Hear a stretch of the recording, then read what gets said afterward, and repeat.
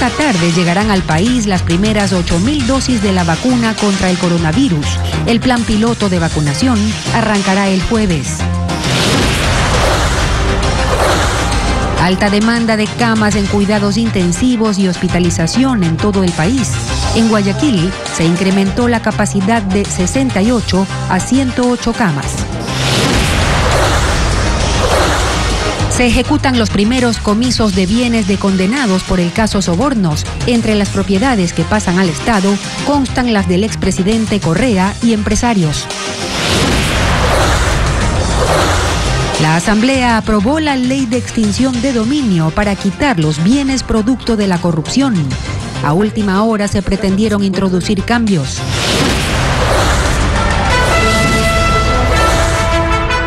Las noticias en Televistazo con María Isabel de Leve y Gabriela Baer.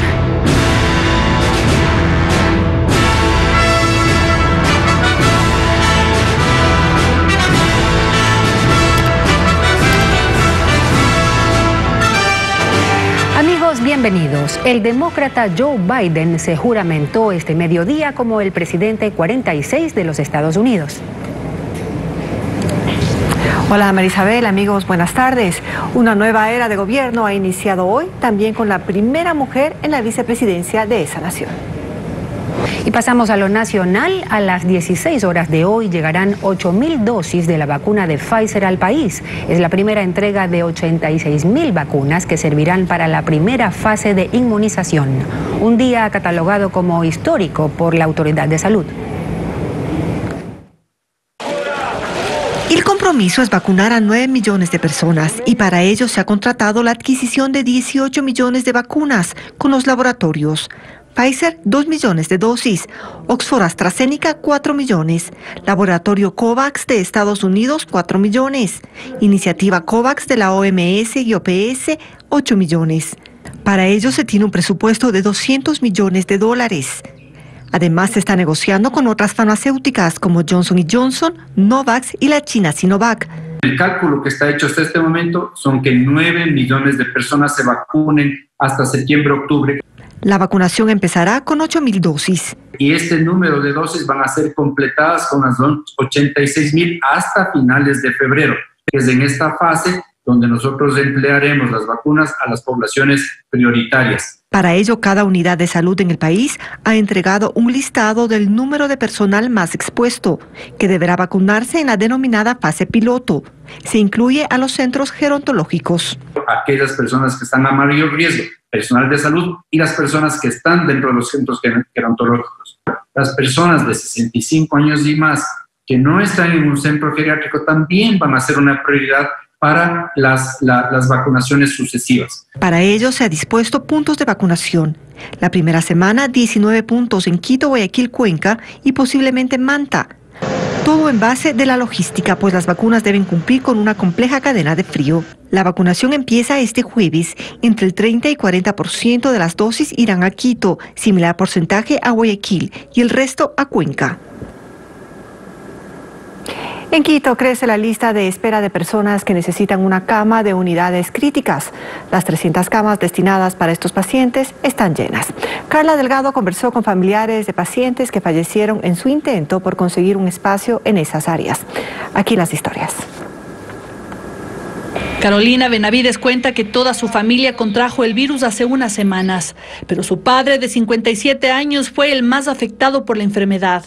Dice que permaneció varios días a la espera de una cama de cuidados críticos, pues todas estaban llenas. Aproximadamente 10 días no lográbamos conseguir, lastimosamente, mientras lo dejaban morir en una cama de hospitalización. Durante la espera su cuerpo no resistió y falleció dejando a su familia invadida de dolor e impotencia. Fueron tan crudos que me dijeron que necesitaba un milagro porque el sistema de salud no va a perder su tiempo y desperdiciar recursos en una persona que tenía pocas probabilidades de sobrevivir, aun cuando él entró consciente a hospitalización. Historias como estas son cada vez más frecuentes ante la alta demanda de camas en hospitales que atienden la pandemia en Quito. Juan, quien prefirió no mostrar su rostro, también tuvo que peregrinar para conseguir una cama para su padre.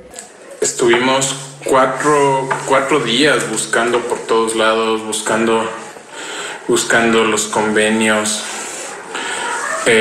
rogando en el hospital de que nos den una cama de UCI, que era lo que él necesitaba, ¿no? Con más del 80% de afectación en sus pulmones y sin obtener ayuda en ninguno de los hospitales de la red pública de salud, también falleció.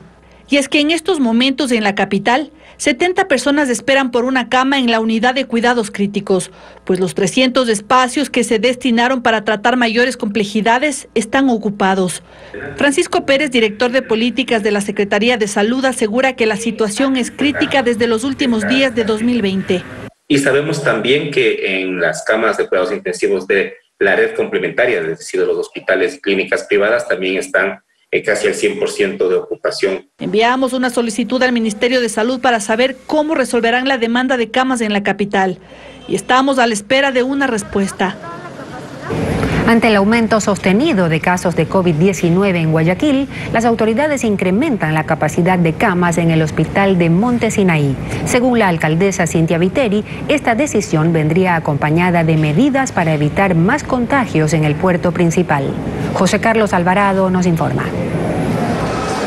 Guayaquil continúa preparándose ante la posibilidad de un mayor incremento de casos por coronavirus. Por eso, durante la mañana de este miércoles, distintas autoridades arribaron al hospital de Monte Sinaí, en el noroeste de la ciudad, para anunciar el aumento de 40 camas de cuidados intensivos en el centro. El coordinador zonal de salud, Francisco Pérez, dio detalles sobre la ocupación de este establecimiento. En este hospital estamos en una ocupación de cuidados intensivos aproximadamente del 80-85%, mientras que en la parte de hospitalización, que son pacientes que están estables, estamos en un 60%. Con el aumento de estas 40 camas, la capacidad en UCI de hospitales públicos del puerto principal llega a las 108. Según el ministerio, la ocupación fluctúa entre el 50 y el 60%.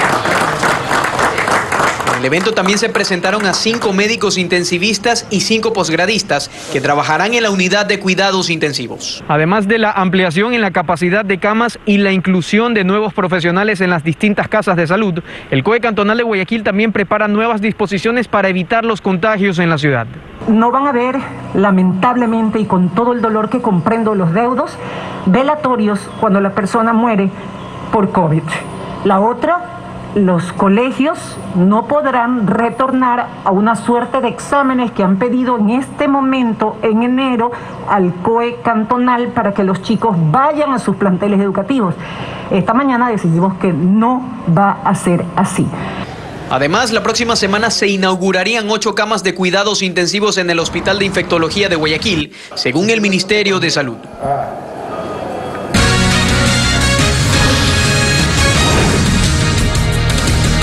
Más adelante aquí en Televistazo. Propiedades en Guayaquil de 8 sentenciados del caso Sobornos pasan a manos del Estado. Al volver les contaremos cuáles son los inmuebles.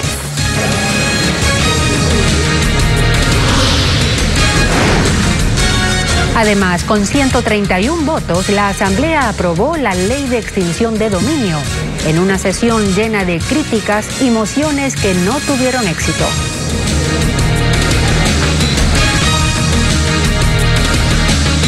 Propiedades en Guayaquil de 8 sentenciados del caso Sobornos pasan a manos del Estado. El registrador de la propiedad de esa ciudad notificó al tribunal con la inscripción de los comisos de esos inmuebles. Nos informa Jacqueline Rojas. Como parte de la ejecución de la sentencia del caso Sobornos, el registrador de la propiedad de Guayaquil, Ivo Lezurita, informó al Tribunal de la Corte Nacional de Justicia que se ha procedido a practicar la inscripción del comiso ordenado por su autoridad de los bienes inmuebles de los comisados. Esto quiere decir que las propiedades que 8 de los 20 sentenciados tenían en esa ciudad pasan a nombre de la Secretaría Técnica de Gestión Inmobiliaria del Sector Público, Inmobiliar, que ahora los administrará hasta que vayan a remate. Se trata del departamento 109 ubicado en el condominio Centro de la Vivienda que pertenecía al expresidente Rafael Correa. Los parqueaderos 15 y 16 en el edificio Induauto que estaban a nombre de Alexis Mera. 4 inmuebles del exministro Walter Solís. El solar número 5 de la urbanización Puerto Azul de Vinicio Alvarado. La exasambleísta Viviana Bonilla tenía el parqueadero 138 del condominio de Point, el departamento 404 del condominio Riverfront, que estaba a nombre de Cristian Viteri, 5 inmuebles del empresario Bolívar Sánchez y 34 bienes que eran del empresario Pedro Verduga. Se espera que la transferencia de propiedades también se ejecute en Quito, Santa Elena y Esmeraldas, lugares en los que la Procuraduría encontró que los condenados poseen bienes. En este caso, el Estado debe recuperar 14.7 millones de dólares. Y luego de un intento fallido por eliminar una parte de la ley de extinción de dominio, la Asamblea aprobó el texto. Hubo acusaciones de una maniobra para mermar la fuerza de la norma, pero se mantuvo completa. Patricio Díaz nos recuerda que esta ley busca que los bienes producto de la corrupción y el crimen organizado pasen al Estado. ¡Acostumbrado a violentar la ley! Asambleísta ¡Para sus intereses! ¡Asambleísta Solórzano! ¡Le digo a usted! Le pido respeto, o ¡Respeto! ¡Le estoy respetando! ¿Y usted por qué no respeta al país? Esto ocurrió en medio de la votación de la ley de extinción de dominio. La acusación era contra el presidente encargado César Solórzano. Es que la sesión no empezó como se esperaba. Aunque la moción para que se vote la ley estaba presentada en diciembre, sin dar la palabra al presidente de la comisión, se dio paso a otra moción para eliminar parte del texto. Simplemente no podemos aprobar leyes inconstitucionales o que violentan tratados internacionales. Se proponía eliminar la imprescriptibilidad y la retrospectividad en la norma, es decir, que un bien de origen ilícito mantenga su condición de ilegal, aunque haya sido adquirido antes de la vigencia de la ley. El proponente tiene una lectura de lo que se buscaba. Lo que hacía era ratificar la propiedad mal habida durante estos últimos años. Entre esos, el testaferrismo, entre esos, el ocultamiento o poner bienes fuera del país, todos esos casos están considerados. Villamar había pedido incluso un punto de orden que tampoco fue atendido. ¡Y se presta para estas maniobras! ¡Para esas maniobras de los corruptos! Y se procedió a la votación. El apoyo de Alianza País, parte de Creo y el Partido Social Cristiano no fue suficiente. Sin embargo, insistieron. José Serrano pidió rectificación, pero tampoco les alcanzaron los votos. Tuvieron que poner el texto completo en votación. Lo que sí está en riesgo es los patrimonios mal habidos de los sinvergüenzas y corruptos que en esta noche pretendieron burlarse del pueblo ecuatoriano. Y quienes antes hablaban de inconstitucionalidad igual votaron por la norma. Se consiguieron 131 votos a favor y una abstención.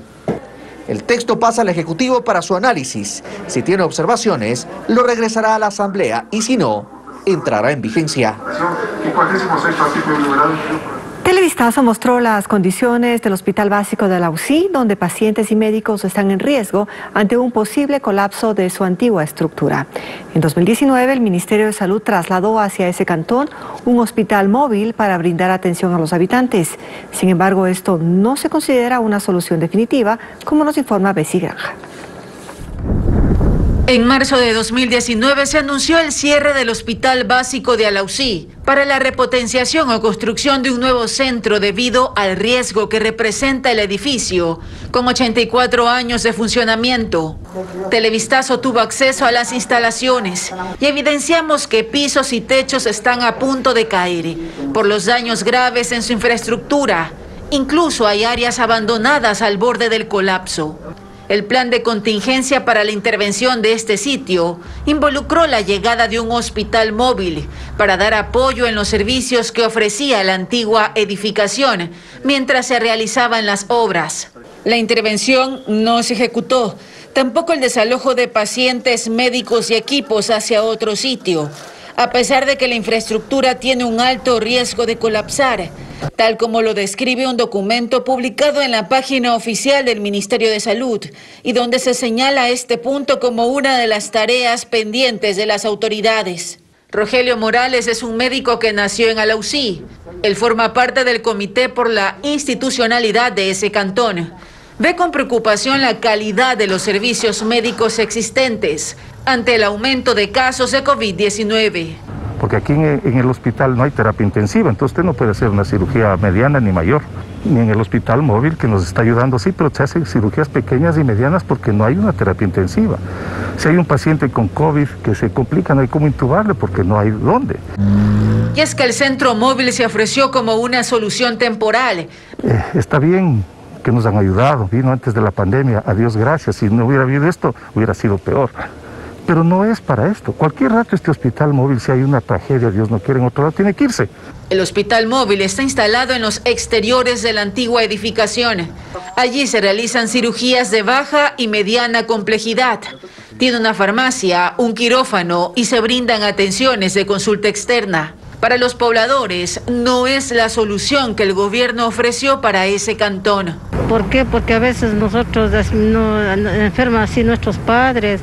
Y ahorita mismo estoy con mi suegra y a veces me mandan de aquí, a veces horas de la noche, me mandan a Riobamba. Algún tiempo mi papacito estuvo delicado y aquí no hay el equipo necesario para poderle dar ese servicio. El pasado 8 de diciembre solicitamos una entrevista al Ministerio de Salud. También insistimos con funcionarios de la Secretaría de Comunicación, pero hasta ahora no hemos obtenido una respuesta sobre cuál será el futuro del hospital de Alausí. Más adelante en Televistazo detienen a un sospechoso tras el crimen de un padre y su pequeña hija en el sur de Guayaquil. El hecho fue captado por una cámara de seguridad.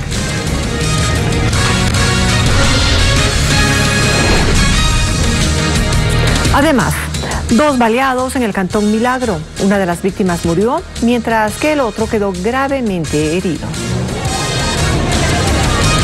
Continuamos. La policía confirmó la detención de uno de los implicados en el asesinato de un padre y su hija de 1 año ocurrido en el sur de Guayaquil. Como reporta Bessie Granja, ahora las investigaciones se centran en buscar al autor material de estas muertes. Fue identificado el autor del doble asesinato ocurrido en el sur de Guayaquil. Según la policía, se trata de alias Ruco, responsable de disparar contra un hombre y su pequeña hija. El hecho ocurrió en Avenida del Ejército y Callejón Parra, sur de la ciudad. El crimen quedó registrado en cámaras de vigilancia. El atacante usaba un casco y llegó caminando hacia la vivienda de las víctimas. En otro video se lo ve avanzando mientras una bala se le escapa del arma. Ya estaba organizado para que al momento que esté ingresando a su domicilio, el victimario proceda a dispararle. Él fue impactado con 5 proyectiles de arma de fuego y lamentablemente uno también a su hijita de 1 año que le impactó en la base del cráneo. Pero alias Ruco no actuó solo, concluyen las investigaciones policiales. Una persona más fue detenida por estar implicada en ambas muertes. El día de hoy en la madrugada se procedió a la detención del ciudadano, un coautor. Está siendo puesto a orden de la autoridad competente. Las unidades de investigación han sacado los videos correspondientes y se le ubica claramente. Según las investigaciones policiales, el detenido habría colaborado para que el victimario logre huir de este sitio en una motocicleta luego del ataque.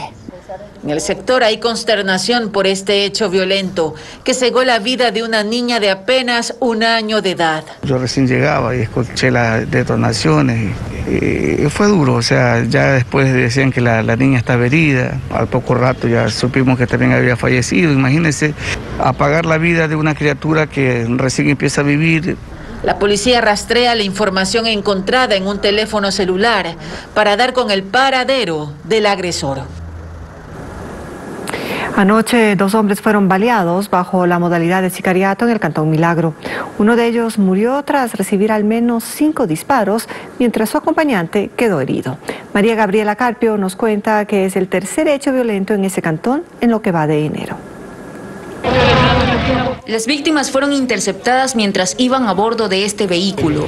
De acuerdo a los testigos, 2 sujetos en moto dispararon en varias ocasiones a los 2 ocupantes de esta camioneta cuando esperaban el cambio de luz del semáforo. El hecho alarmó a quienes circulaban por las calles Otto Arosemena y Colón del cantón Milagro, en la provincia del Guayas. Más o menos 5 disparos, dice lo que vieron. Pues yo venía pasando en el carro y lo quise parar nomás. Habían disparado a una persona, pues, la que está ahí. Se abren fuegos de manera intempestiva sobre el automotor, causando varios impactos de bala en el copiloto, que responde a los nombres de Romero Moncayo Jorge Augusto, de 27 años de edad, quien minutos después, en el mismo lugar de los hechos, fallece. Mientras tanto, el conductor de la camioneta resultó herido y fue trasladado a un hospital donde permanece con pronóstico reservado. En el vehículo, varios impactos de paso de proyectil, de arma de fuego. Se puede apreciar a simple vista que existen los dos vidrios laterales izquierdo, anterior y posterior del lado izquierdo del vehículo, totalmente fragmentados. Se conoce también que en la parte posterior del vehículo se encontraba la mujer de la persona que acaba de fallecer el día de hoy. Según la policía, el fallecido tenía antecedentes penales por extorsión. Este es el tercer asesinato bajo la modalidad de sicariato que se registra en el Cantón Milagro en lo que va del año. Hasta ahora, no hay detenidos por este caso. Un aparatoso accidente de tránsito se registró ayer en la provincia de Santo Domingo de los Áchilas. Un video registra cómo un bus de la cooperativa El Carmen pierde el control y se va contra un grupo de personas que se encontraba en una camioneta que vende legumbres, llevándose a dos personas que se encontraban en una moto comprando en el sitio y que terminan golpeadas. Paso seguido, un policía se embarca en un taxi para seguir al conductor. Este accidente ocurrió en la avenida Los Colonos y calle Julio César Bermeo. Elecciones 2021. Jóvenes a la Asamblea. Los jóvenes quieren cambiar la política del Ecuador con acciones y no con discursos ni componendas políticas que atrasan el desarrollo del país. Así piensa David Bonilla, de 26 años, quien busca llegar a la Asamblea por el movimiento Suma. Hernán Higuera nos presenta al ingeniero comercial que mira al agro como la fuente de la economía inmediata. De profesión ingeniero comercial, padre soltero y a sus 26 años ha sido empresario próspero y también empresario quebrado. Se considera un hombre de pocos discursos y más acciones y bajo ese pensamiento quiere ir a la Asamblea a destrabar la inacción de tanta ley hecha. Te levantas, das todo de ti, sigues adelante y ves que las cosas no mejoran, pero no necesariamente por tus acciones, sino no mejoran porque las condiciones que te está brindando el país están siendo bloqueadas. David ha trabajado en el campo con agricultores, en la costa con pescadores y en la pandemia se dedicó a agendar citas médicas con un grupo de amigos para atender a pacientes que quedaron huérfanos de atención. Con médicos de 65 años que no sabían usar tecnología, capacitándoles. Entonces comenzamos a darnos cuenta que, claro, si nosotros hacemos las cosas, tenemos resultados. Se considera extrovertido, dinámico y propositivo. ¿Cuál crees que es el proyecto de ley urgente que necesita el Ecuador? Para mí, prioritariamente, en el dinamismo agrícola. Entonces sabemos que para el 2050, para la FAO, va a haber una escasez alimenticia. Entonces, ¿qué es prioritario? Comenzar a dinamizar un sector que ya ha estado siempre relegado. Para él, la experiencia legislativa no es el único requisito para estar en una curul. ¿De qué nos sirve tener tantas leyes si no se aplican? ¿De qué nos sirve tener tantos proyectos si no se aplican? Tercero para asambleísta nacional en la lista de Suma. Gusta de la música, compone. En la pandemia, tras observar las noticias, la muerte, la corrupción, el sacrificio de los médicos, la solidaridad y las vidas recuperadas, le salió una melodía que no tiene el ritmo que hoy los jóvenes cantan y bailan, sino uno que conmueve. O sea, como que un poco de tristeza.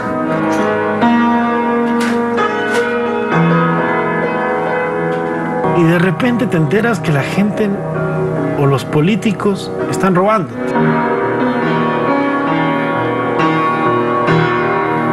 Entonces te topas con este tema de que la vida va y viene y no sabes qué hacer. Entonces esta parte del bahía.